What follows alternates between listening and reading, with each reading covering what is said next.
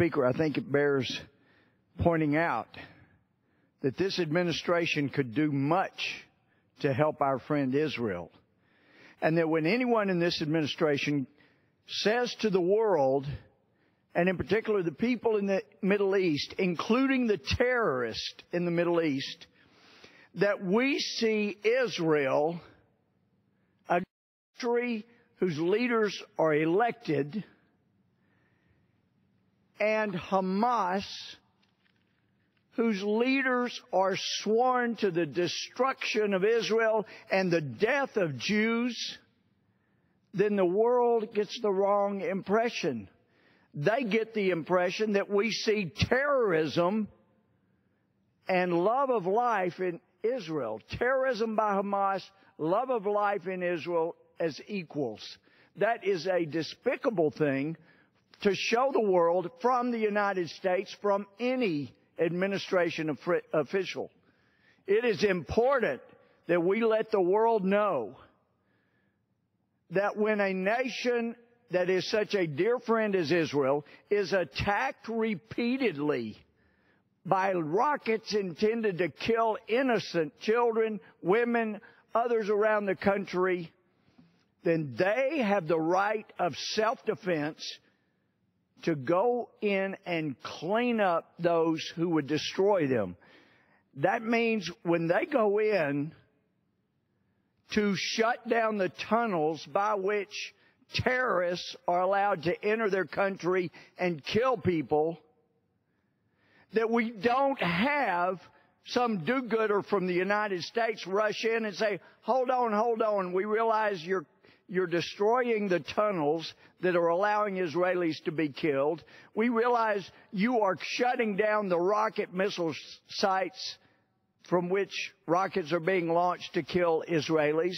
But we want to give Hamas a breather so these terrorists bent on killing Israelis can regather their forces and get a better run at their death to Israelis.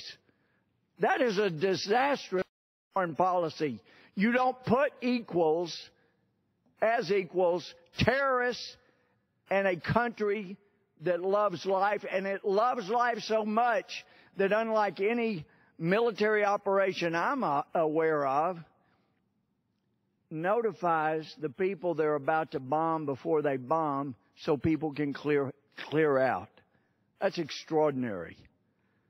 The burden of proof on Israel that is placed there by some in this administration and by others who love the terrorists and hate those who simply want to live in peace is unbearable. It's time the United States showed itself to be a friend of Israel. The good news is, in this body, in this House, and even at the other end, in the Senate, though we disagree profoundly on so many issues, when Israel comes up, we're more unified on our friendship with Israel than we are about any other issue I'm aware of. And that's as it should be. When the leader of Israel, Prime Minister Netanyahu, came and spoke a few years ago right here at this podium, both sides of the aisle stood and applauded repeatedly. That's as it should be. As he pointed out right here, if Israel lays down its weapons, there is no Israel. If the Palestinians lay down their weapons, there is no war. The war ends. That's all they're asking for. I used to wonder, why in the world do the Israelis try to give away land, trying to buy peace? Every time they give away land, they're attacked from that piece of land.